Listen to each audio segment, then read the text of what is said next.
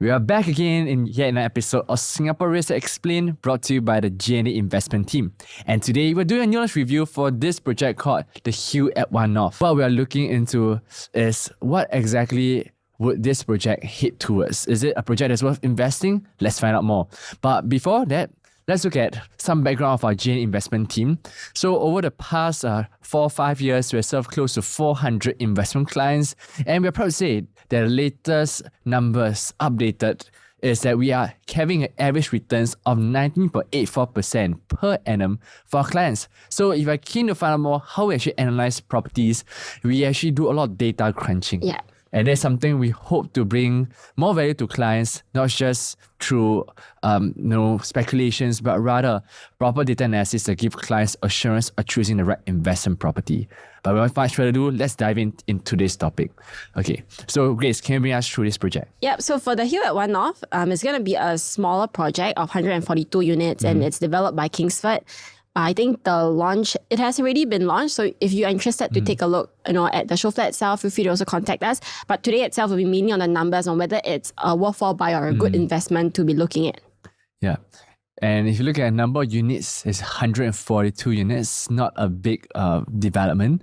And by Kingsford, if you know a lot of background story of Kingsford, the development is well known for previously its failed attempt at Kingsford development, which is at Kingsford Water Bay. So we actually went through a lot of trials. But along the way, I think after Momentum Park, they actually did a rectification, and they themselves, they actually were 100% checked through by the BCA, and this allows them to up the standards in terms of development. So that's something that we do have to take note. And let's take a look at what are the past few developments they've done. As I mentioned, Kingsford Water Bay, all the way at District 19 near to Upper Serangoon area.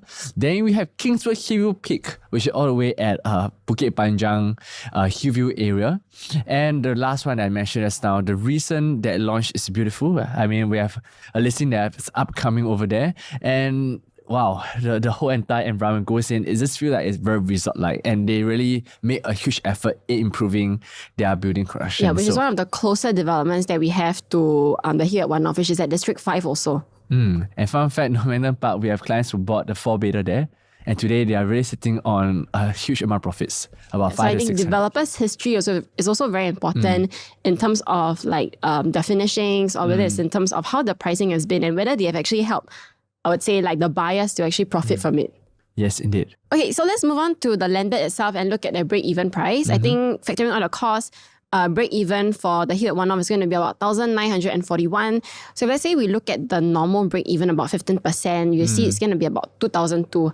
But of course, knowing developers in today's market, right, when you see RCR prices hitting 2,425, unlikely that developers are going to be launching at 2,002, even up to 25% break-even is at 2,004. So it's very likely that developers are going to be launching higher than this, because being business people, if they can sell at 2,425 or even 2,600, they're definitely going to launch it at that price. Yeah, it also depends on supply and demand area. If the demand is high, they know, and they do price that into this factor. Correct. Yep. And in this area itself, there is not many supply, I would say, for new launches, and the demand is very strong, just because it's also an area where there's a lot of schools, and you've talked about connectivity. It's also pretty close to, let's say, the town area also. Yes, indeed. And in terms of land bid, this is actually one of the last few land bids that are coming up. So the developer knows that within schools, within MRT, which is really one-off area, this is really the prime land that they're looking at. In fact, the next one coming up will be Media Circle, which is all the way in ulu. very ulu, very deep, and not near any MRT at all. All right. So let's take a look at the pros and cons. Grace, can you bring us through? So of course, the pros, like we mentioned, would be location itself. It's within 1 kilometer to Fairview Methodist Primary School, which is where I was from. So I stay close to the area. Okay. Then within 1 to 2, you have Henry Park, Newtown Primary, and of course, there are many, many other schools, which includes also an international school around the area itself. And that's why rentability in the area is also very high, because of your One North area and also the international schools in the area itself.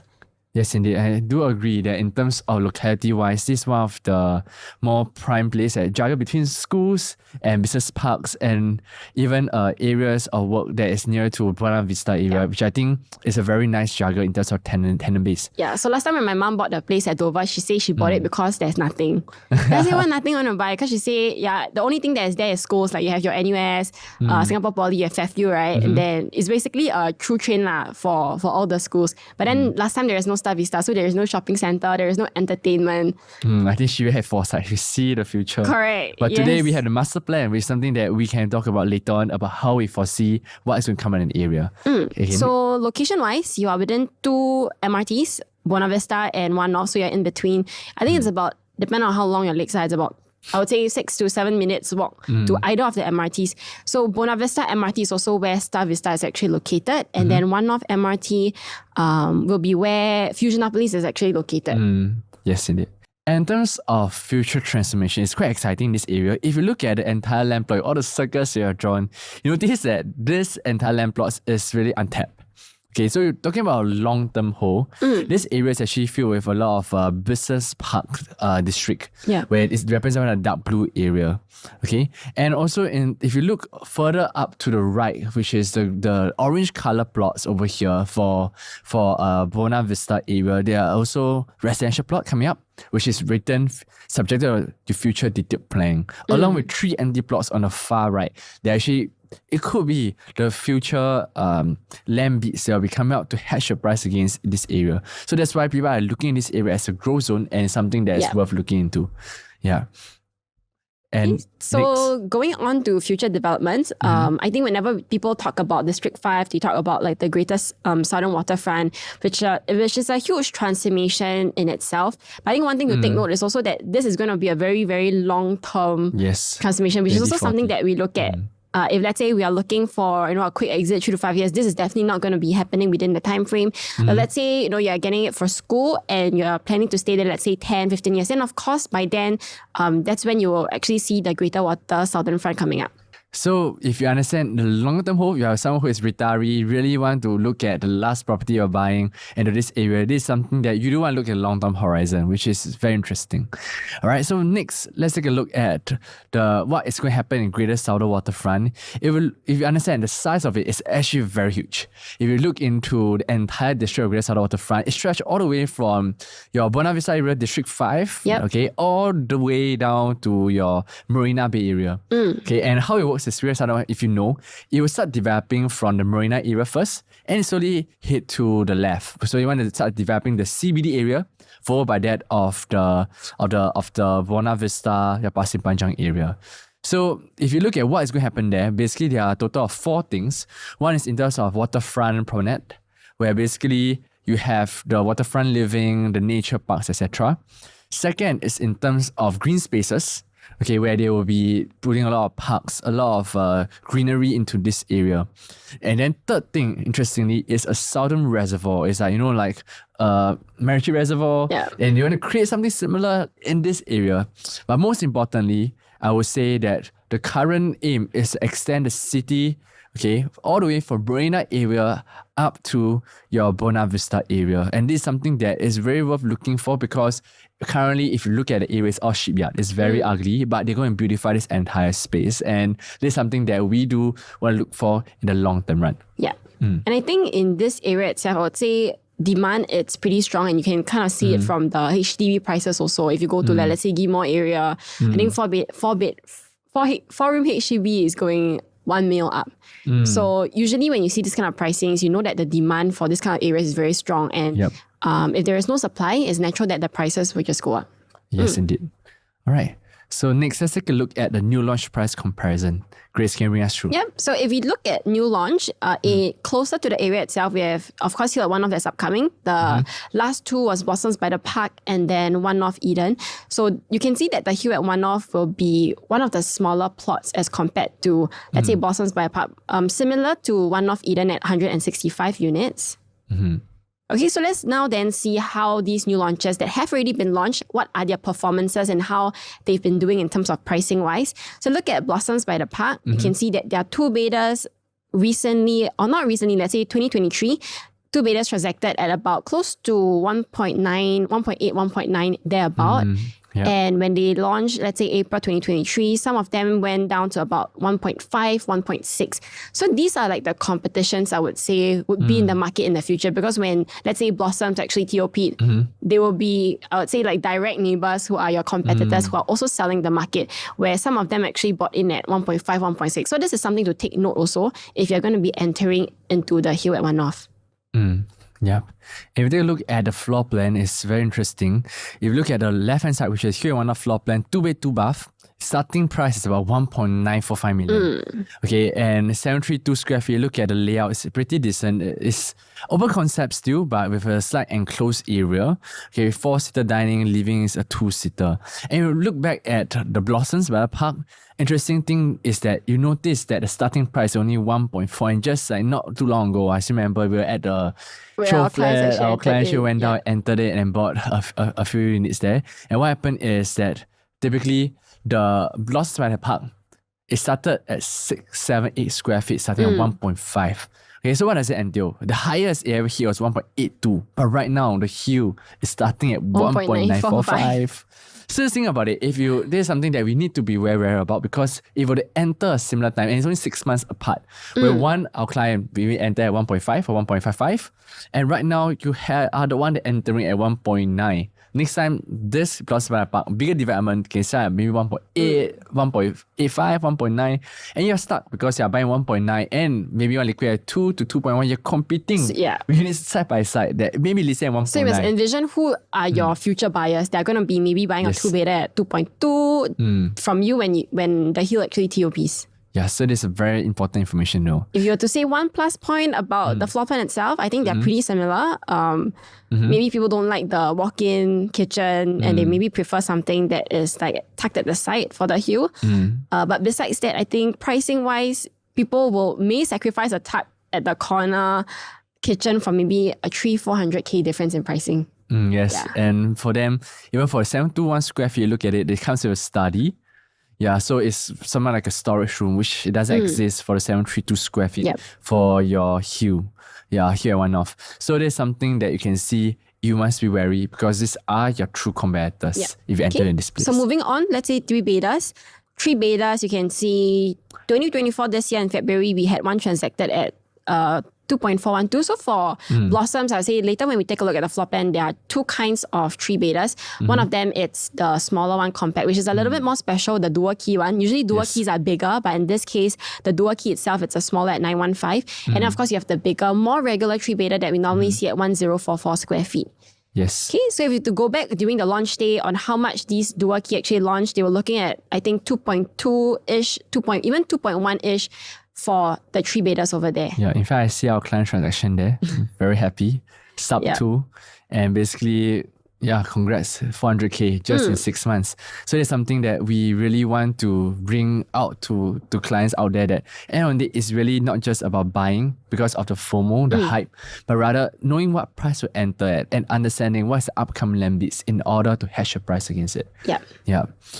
And if you look at the next slide about the Hue versus Blossoms, you can see for a normal 3 beta, which comes with a storm, which we'll compare later on, you can see they even went up to close to 2.6, about 2005 per square feet for the high floor unit. And look at the next slide in terms of the range of prices.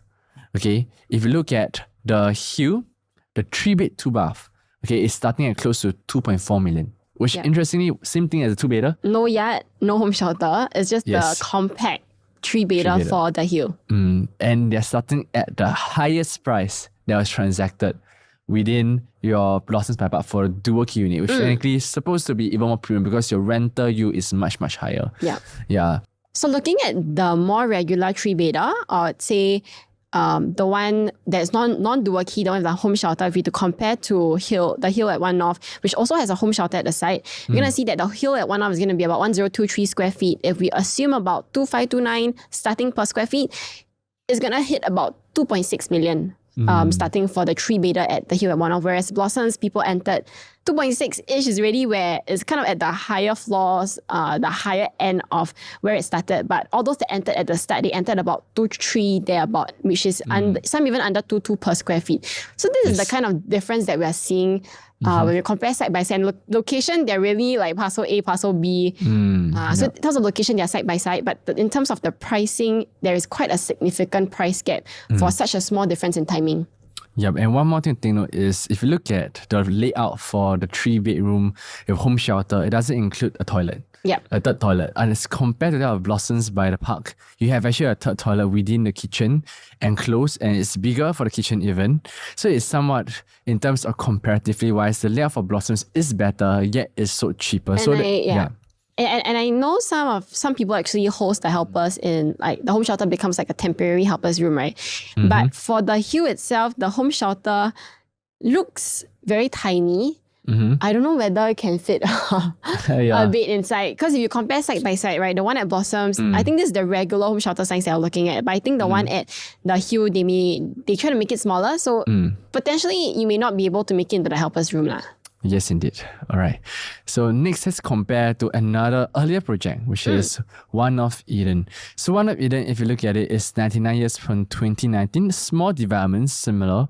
And what we see is that the highest historical price transacted is 2,257 per square feet. Yeah. Okay. So back then, it seems high. But when you look at the comparative, let's take a look at the two-beders.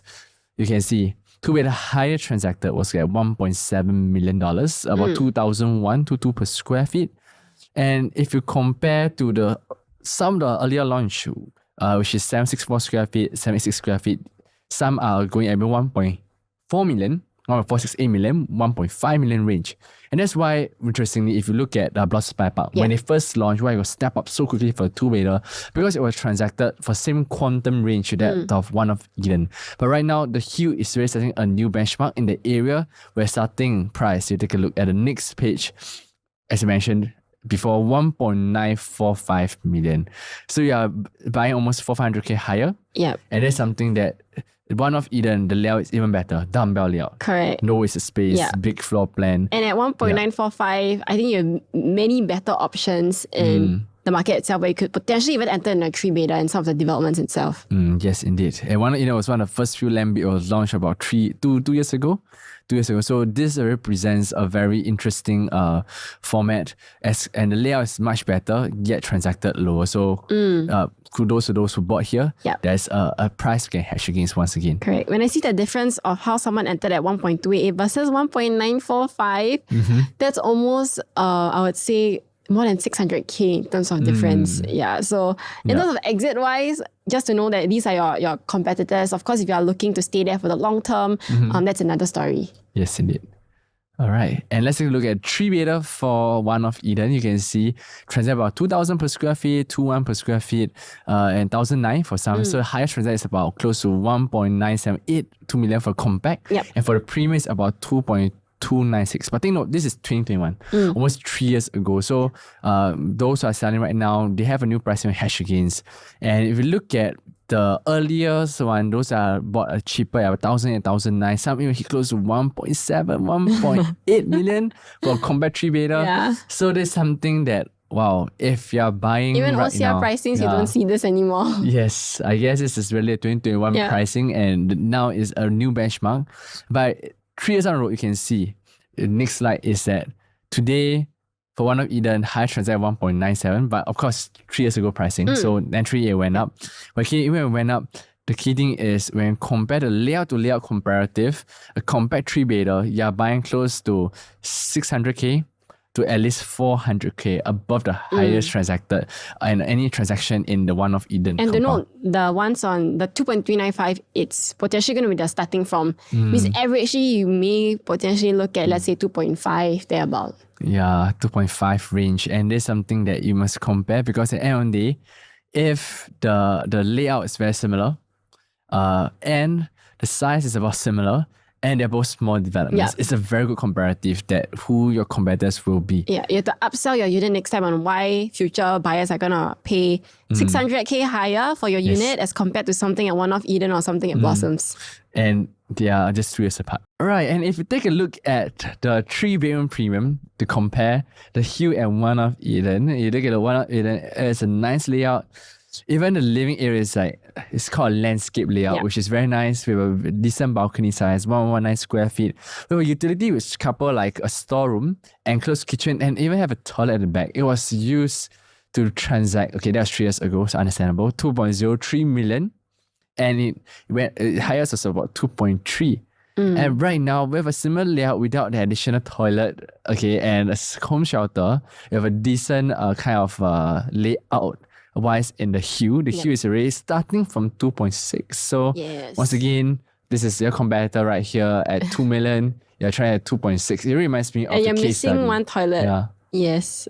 The case study of this place, Park Botania. And High Park Residence, yes. Where you're now the one in Park Botania where you buy and you don't really appreciate as much as compared to High Park, which was bought like me 2 years ago. So it's something that you have to take note and you have to be aware about. Yeah, and maybe you guys can comment whether you guys are someone who prefer like landscape or a portrait. Because I know some people say that landscape is, I would say more grand, more spacious. But there are people that feel like landscape, because it's landscape, right? So your balcony has to be bigger also. As compared to like portrait, it's the same space, but it's like a portrait, but your balcony is smaller. Yeah, so it's like whether you want a bigger balcony or you want to have A longer living room. area. Yep. So pros and cons, yeah.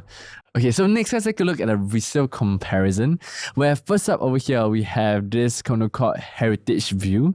It's actually 1996, pretty old, close to I would your say age. my age. Yeah, close to my age. Not very, very old, but old. Yes. But oh yes, thanks for the reminder. Okay, and it's a big development, 6.8 units, and it went up quite a bit from 2021, from 1,000 to height to close to 1,006 today. And if you compare to this, okay, you see the next slide wise, location is pretty similar, within 1 km with 15 minutes.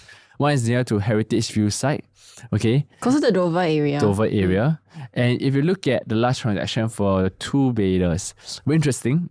It's a bigger size, a bigger layout. So you can see the price has already hit close to 1.4 million.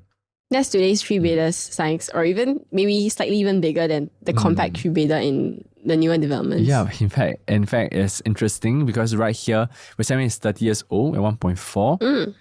And of course, you can find something closer to this price at a new launch, then it makes sense. But right now, if you look at the layout wise for the Heritage View, as compared to the Hue, the 2-bed, 2-bath is smaller, 732. Transacted is close to 500K above that of Heritage View. And look at the layout wise. For the layout here, it even include a yard area, a utility area, an enclosed kitchen. And it's 969 square feet. So there's something that, then comparative wise, 500K for something that is 20 years old, I would say it's not very bad or not either very good either. I think it's like the only saving grace for for the Hue at One North, right? When you look at Heritage, okay, 20 plus years old, 1.48. But if you were to compare to like the newer developments, Blossoms by the Park or One North Eden, right? Yep. Yeah, then I don't know how like you're gonna be exiting with this, but okay, if you compare to the resale, quantum wise it seems okay, but then you have to also note that the resale it's like a much bigger 2-bedder also. Yep. Okay. And next we have the 3-bed comparative for Heritage View. You can see it's hitting 1.86, 1.9 million. And if you look at the layout by itself to compare once again, for Heritage View, it comes in with an additional toilet, utility at the back, kitchen, the bedrooms are much bigger. Dining living is quite big, 1195 square feet at 1.96. Once again, it's a 400K difference. For some yes, it's still acceptable. Content is okay to compare to the older developments. But once again, when it comes to exiting wise, you must take note that would you rather pay 500K more for something brand new but without a storeroom, without a proper washroom at the back, or rather pay 500K less? So this is something that people may struggle when it comes to a resale market. They may also choose the new launch, but that's why I would say like this resale may not be your strongest competitor in the area itself. More so for the new launches that has launched like a year or 2 years ago. Yes, which is the greatest concern. Okay, next up we have another newer development as compared to the ancient. Okay, I sound like I'm very old. the ancient I would say Heritage View. Okay, and the name also is quite old, Heritage. Okay, we have another contender, which right over here is Rochester Residence. Sounds like Manchester, but Rochester Residence, where basically it's a decent size development, 366 units. Newer completed 2011, lease started is 2005. Rental is great, historical at 1,008 per square feet. Yep. And look at the price, have been pretty stagnant. If you know a little bit more about this development, they have a lot of weird odd layout, where basically you have like additional space, airspace, and these are some things that we also try to avoid when it comes to purchasing a development. But next, if we look at locality-wise, distance is also about the same. 600-meter walk away, very, very close, and nearer to the Buona Vista Okay, area. not very, very close, but I think, it's quite close. Yeah, quite close. Okay, next up, let's take a look at the Rochester residence. What are the transactions that happen for the 1 and 2 beders actually? Okay, fun fact, if you take it at the first line, the 8th February 2024, 1281 square feet, that is actually a 1-bed 2-bath, which is gigantic 1 bed. Gigantic 1 bed. And people, for some reason, they went to buy, and they're still hovering around this price for quite some time at $1.6 million, okay, right now for the 1-bedder. And if you look down, interestingly, the 2-bed is smaller than the 1-bedder at 1216 square feet. That's 1,006. That's about 2 million. Okay, so this is how you differentiate within layout, which you can see later on. So next, let's take a look at the layout for the Hill, the 2-bedder, as compared to the 1-bedder at Rochester. You can see the 1-bed 2-bath. Why is it so huge at 1281 square feet? It's because of the airspace on the top right hand of this layout. It's actually a double volume kind of layout, and that's why it's actually not easy to exit for this kind of layout. At 1.6 million, it's 1,249 per square feet, which is deceivingly low in PSF. Yes. But this is saving grace for the Hill. The 2-bed 2-bath at 1.9. Something says like, okay, it's something that's like about 13 years old. Is going at the 1.6 million. If I would have one more bedroom coming up, I mean, it's alright. And it became more obvious if you were to compare to Rochester, the 2-bed 2-bath, which is massive, huge living room, huge dining. It's almost like a 3-bed, bigger than 3-bedder size in this area. 2-bed 2-bath, kitchen enclosed, big balcony, 1206 is 1.9. And maybe that's why the developer may think, hey, if this is 1.9 million, I know it's big. Yeah. And it has been transacted recently in this area for something that's 13 years old.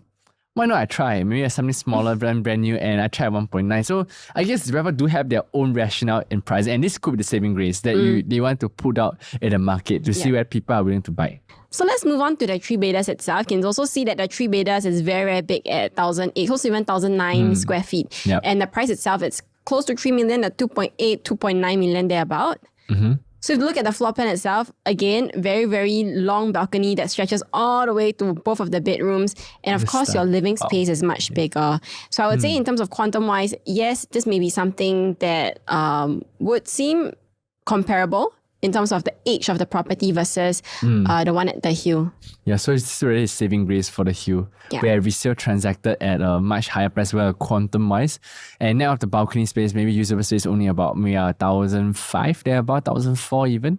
And this is something that the developer actually price at this stage, where you can see the 3-bed 2-bath with the home shelter is going at about close to 2.6 million. They may have benchmarked this against this particular development. Yeah. All right. Okay, so let's move on to look at, I think we've looked very specifically around the area itself, but let's look a little bit further in terms of District 5, how these new launches in District 5 have been doing, how their performance have been since their launch. And if we were to compare, if we look at, let's say, Waterfront at Faber, Cambridge Hill Residences, TriLink, Mr. Grand and Clement Canopy, do note that all of them location-wise is, I would say it differs, but they're all under District 5 itself. So why do we take a look at these 5 developments? Just because in 2018, the TOP was for Waterfront at Faber as well as the TriLink itself. And then in that period, Cambridge Hill, Whistler Grand and Clement Canopy actually launched. So back then, these 3 were the new launches. So we wanted to compare what the price gap was back then and how these developments have been doing.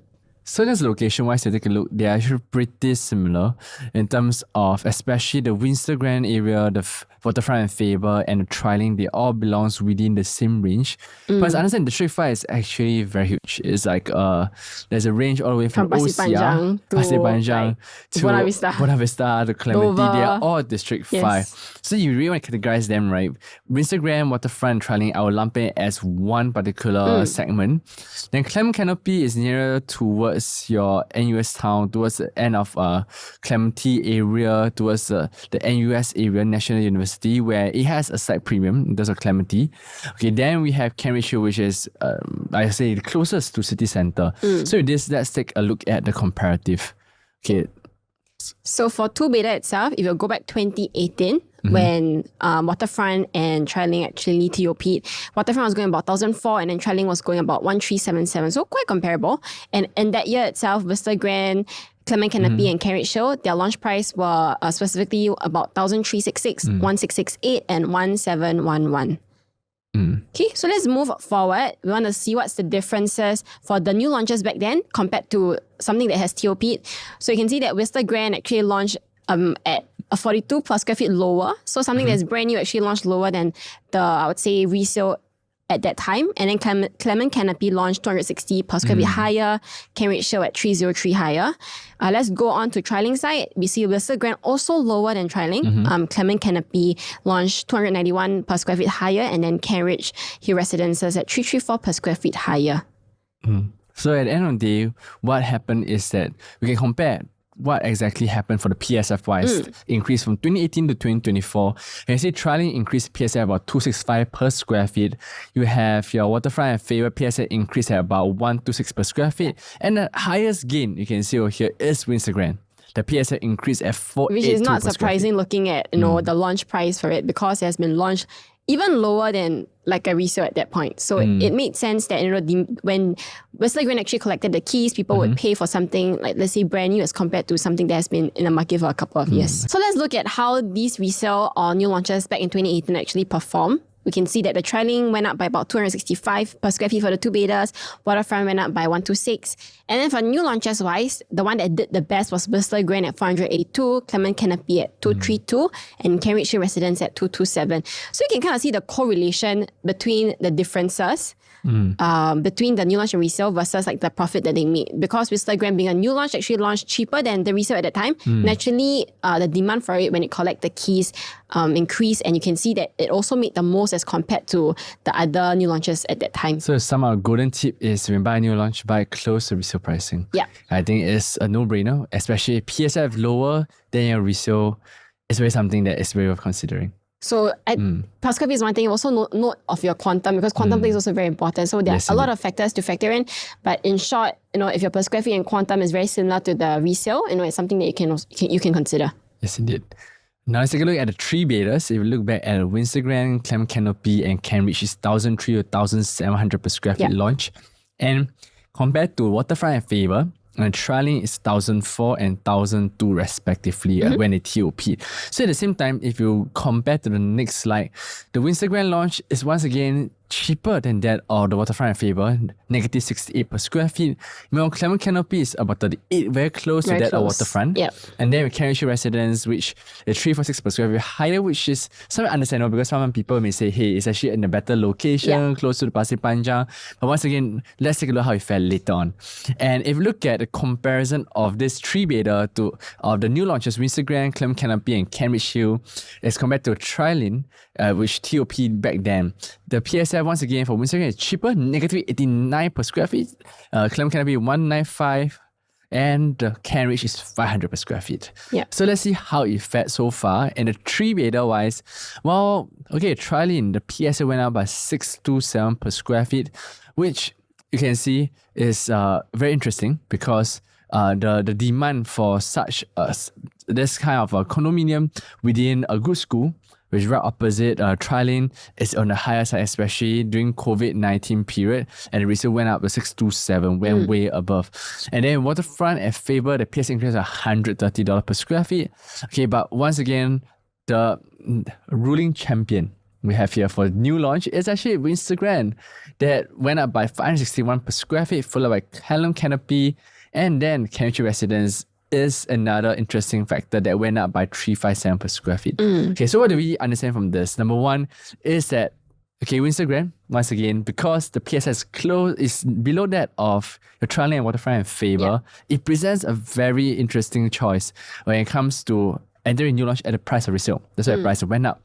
The second thing to take note is why Triling went up by a huge amount is because you compare Triling as compared to Clement Canopy, the key difference is that the layout, if you understand a little more, is actually much more established. The facility is well done. And one more thing is that there's a huge demand in school effect. When the 1 km radius the 1 km radius ruling came out for the schools within the area, so a huge demand surging and people are willing to pay high for places that near good school. Okay, and once again, the interesting thing is, why Chemistry residents have increased by 357 per square feet? Okay, although it's actually much higher in PSS compared to Clement Canopy. Once again, one thing note is within the area of District 5 near Pasir Panjang, the 3-beders, the demand you can see is obviously much higher than the 2-beders. And this presents an anomaly of one that is, yes, is high in terms of PSF, but once again, you have to understand the demand and supply within the area. Yeah.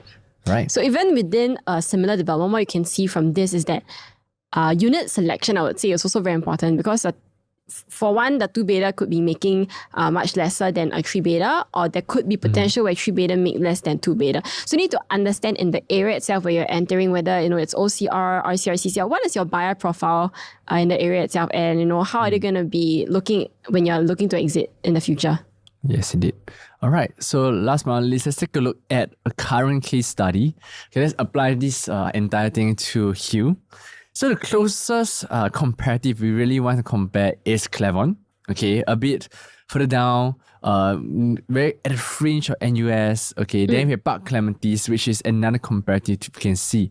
Okay, so you see in the next slide, if you take a look at the difference, at a Hill launch average about 2,006 to 2,650. The difference between Park Clementi's is about 593 per square feet, about 28.8%. And the difference with Clavon is about 683, 34.7%.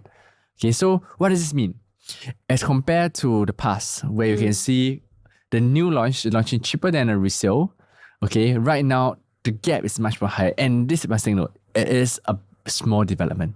Yeah. Technically, the PSS should be lower, but right now they're seeing this kind of cases. It is something that is not the most ideal when it comes to comparatively to a TOP project. And the difference in years is also not the greatest. It's I think about 3 years difference. So I would say you have to consider in terms of your exit, right? If let's say your difference is 683, if you take a 1,000 square feet house of 3-bedders, that's going to be about 600 and close to even 700K difference for let's say a 2 years difference. Yep, indeed.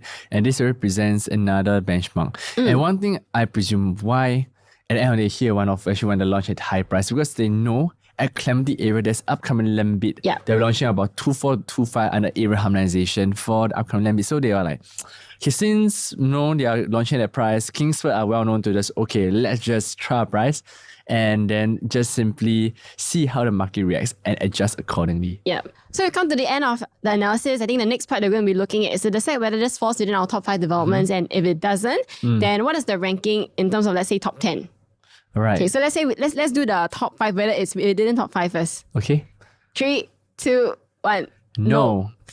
Okay, Wow. and Yeah. for you, let's say if it's not within top 5, then top 10, what's the ranking? Okay, so for me, I will be number 11. Okay, rationale is because I'm not a big fan of small developments, which is something that below 250 units, below 10,000 square meter of land, because the landscaping, it's not as great sometimes. And most importantly, is I'm more worried about the transactions. Yeah. You have a lot of healthy transaction in the area that can push out the pricing. Yeah. And it's something we see repeatedly within the area. And coupled with the fact that it's at 2,526 for small developments as compared to Blossoms, which is bigger. Yes. And most importantly, last 2 transactions are almost 400K higher than something that's a 2-year project. I am a little concerned that it will actually feature a Park Pontianak scenario as compared where High Park, which one make close to like 60% and the other maybe less than 10. So that's something that we do have to consider. Okay, how about you? I think for myself, not all small developments don't make money. There are small developments that make money. It's just that, if you talk about general sensing, bigger developments, usually because of the transaction volume, they tend to do a little bit better than the smaller developments.